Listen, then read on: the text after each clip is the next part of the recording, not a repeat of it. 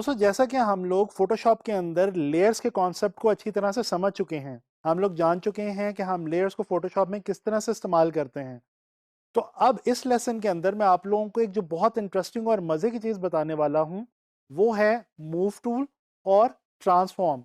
दोस्तों बेसिकली अब हम फोटोशॉप में मौजूद टूल बार को स्टडी करने लगे हैं और टूल्स को प्रैक्टिस करने लगे हैं। तो चलें चलते हैं फोटोशॉप की तरफ। दोस्तों जैसा कि इलस्ट्रेटर के अंदर हम सिलेक्शन टूल यूज़ करते हैं, आप लोगों को याद होगा कि उसी की मदद से हम ट्रांसफॉर्म भी करते थे, रोटेशन भी करते थे और भी कुछ दूसरे फंक्शंस जो हैं वो सरंजाम देते थे। तो अब हम वो तमाम चीज़ें जो करेंगे वो हम करेंगे फोटोशॉप में मूव टूल की मदद से। तो चलें मूव टूल को देखते हैं। दोस्तों ये आपकी टूल बार के अंदर जो फर्स्ट एंड फॉरमोस्ट टूल है, ये है मूव टूल और इसकी जो शॉर्ट की है वो है वी।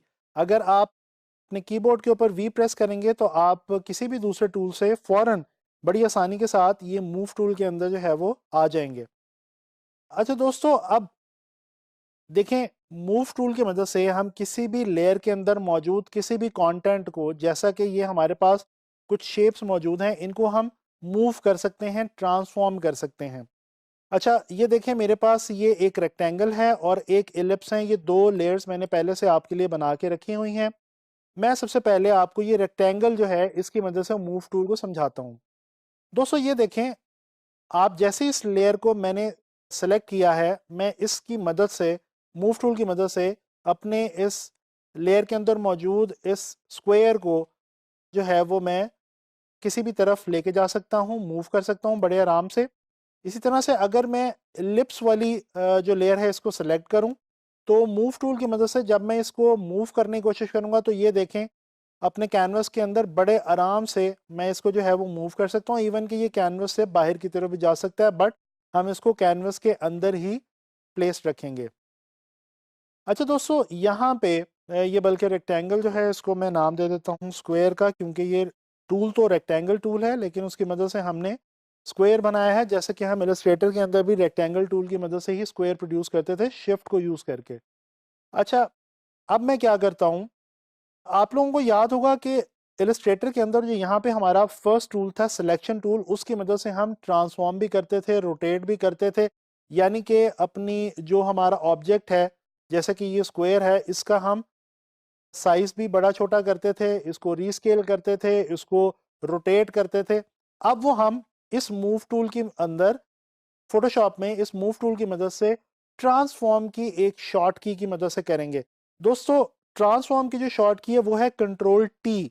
जैसे ही मैंने इस लेयर को सेलेक्ट करके कंट्रोल टी प्रेस किया तो ये जो मेरे पास यहाँ पे एक शेप मौजूद थी ये सेलेक्ट हो गई है और अब मैं इसको ट्रांसफॉर्म कर सकता हूँ। दोस्तों ट्रांसफॉर्म से मतलब ये है कि ये देखें, मैं अगर शिफ्ट होल्ड रखूँ और मैं इसको रीस्केल करूँ तो ये देखें, मैं इसको स्केल अप कर सकता हूँ और इसी तरह से मैं इसको स्केल डाउन कर सकता हूँ। और बिल्कुल जिस तरह से इलस्ट्रेटर में हम करते थे कि अगर हम शिफ्ट के साथ ऑल्ट को भी होल्ड कर लें तो ये देखें उसका सेंटर भी बिल्कुल उसी तरह से लॉक हो गया जिस तरह से इलस्ट्रेटर में होता था। इसी तरह से अगर ये जो एलिप्स है इसको मैं सेलेक्ट करूं और इसके ऊपर आके कंट्रोल टी प्रेस करूं तो ये देखें, ये बाउंडिंग बॉक्स जो इलस्ट्रेटर में हमारा बाउंडिंग बॉक्स था वही बाउंडिंग बॉक्स फोटोशॉप में हमें मिल गया और बड़े आराम के साथ हम अपनी इस शेप को, किसी भी शेप को या किसी भी चीज़ को बड़ा या छोटा कर सकते हैं। दोस्तों ये जो हम रीस्केलिंग कर रहे हैं ये सिर्फ शेप्स की नहीं कर सकते। आपने कोई टेक्स्ट लेयर लिखी हो या आपने कोई इमेज यहाँ पे ऐड किया हो लेयर की सूरत में, कोई भी कंटेंट जो आपकी लेयर के अंदर मौजूद होगा, आप कंट्रोल टी प्रेस करके उसको स्केल अप और स्केल डाउन कर सकते हैं। अच्छा इसी तरह से अगर आप कंट्रोल टी प्रेस करें और ये मैं जो स्क्वायर है इसको सेलेक्ट करता हूं और कंट्रोल टी प्रेस करके ये थोड़ा सा बाहर की तरफ अगर मैं निकलूं तो ये देखें, बिल्कुल इलस्ट्रेटर की याद आपको आएगी कि यहाँ पे भी हमारे पास ये रोटेशन जो है वो हमारे लिए बहुत इजी है और इस तरह से हम यहाँ पे रोटेशन दे सकते हैं। तो ये आपने स्केल अप स्केल डाउन देख लिया, रोटेशन देख ली। अच्छा इसके बाद हमारे पास एक और इंटरेस्टिंग यहाँ पे कुछ चीज़ मौजूद है जो मैं आपको बताता चलूँ। जैसे ही आप यहाँ पे कंट्रोल टी प्रेस करके इस शेप के ऊपर राइट क्लिक करेंगे तो ये आपके पास कुछ मजीद ऑप्शंस निकल आएंगी। इसमें से ये जो सबसे पहले फ्री ट्रांसफॉर्म की ऑप्शन है ये तो मैं आपको बता चुका हूँ। जैसे ही आप फ्री ट्रांसफॉर्म करते हैं तो ये देखें, आप इसको बड़ा या छोटा कर सकते हैं, लेकिन इसमें आप देख रहे हैं कि ये जो इसकी एक्चुअल शक्ल है वो थोड़ी सी डिस्टॉर्ट हो रही है। अच्छा, इसके अलावा अगर आप राइट क्लिक करें तो ये देखें आपके पास स्केल की ऑप्शन है, ये मैं ऑलरेडी आपको यूज़ करके दिखा चुका हूँ, ठीक है। और इसके अलावा हमारे पास यहाँ पे रोटेशन की ऑप्शन, ये भी मैंने आपको यूज़ करके दिखा दी, ठीक है जी।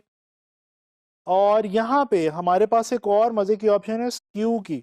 दोस्तों ये जो स्क्यू की ऑप्शन है ये क्या करती है कि हमारी शेप को ये थोड़ा सा जो है वो स्क्यू कर देती है, यानी कि उसको पिचका देती है, उसको किसी भी एंगल से हम उसको स्क्यू कर सकते हैं, ठीक है।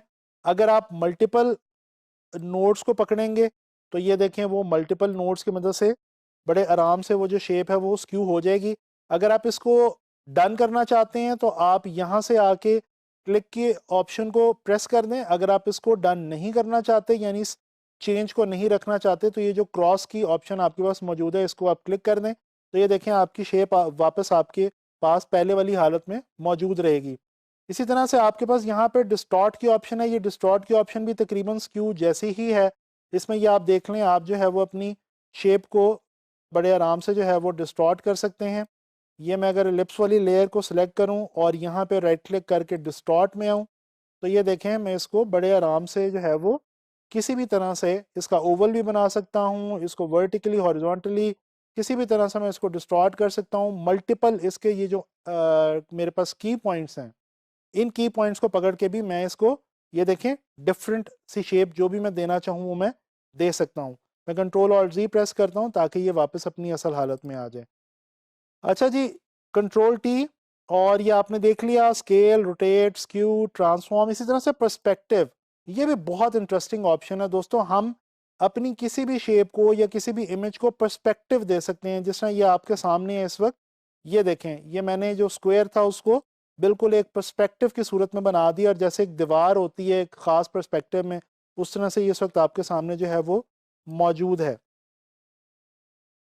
इसी तरह से rotate 180, rotate 90 clockwise, flip horizontal, अगर आप किसी भी शेप को जो है वो हॉरिजॉन्टली या वर्टिकली फ्लिप करना चाहते हैं वो भी आप यहाँ से आके कर सकते हैं। तो ये दोस्तों आपने डिफरेंट ऑप्शंस देखी हैं ट्रांसफॉर्म के हवाले से, और आपने ये देखा कि हम इन ऑप्शंस को मूव टूल की मदद से किस तरह से फोटोशॉप में यूज़ कर सकते हैं। दोस्तों आप लोगों ने देखा कि कितने आराम से मूव टूल की मदद से हम फोटोशॉप में वो तमाम काम कर सकते हैं जो इलस्ट्रेटर के अंदर हम सिलेक्शन टूल की मदद से करते थे। और आपने कुछ मज़ीद इंटरेस्टिंग ऑप्शंस भी देखी फोटोशॉप में जो कि ट्रांसफॉर्म की शॉर्ट की के साथ कंट्रोल टी के साथ हम यूज़ कर सकते हैं मूव टूल को का सहारा लेते हुए फ़ोटोशॉप में। तो उम्मीद करता हूँ कि आप लोगों को मज़ा आया होगा और आपको ट्रांसफॉर्म के हवाले से और मूव टूल के हवाले से मुफीद इन्फॉर्मेशन इस लेसन में मिली होगी। आप लोगों ने इस चीज़ की प्रैक्टिस करनी है। नेक्स्ट लेसन्स में, आने वाले लेसन्स में हम लोग फ़ोटोशॉप के हवाले से मज़ीद चीज़ें लर्न करेंगे।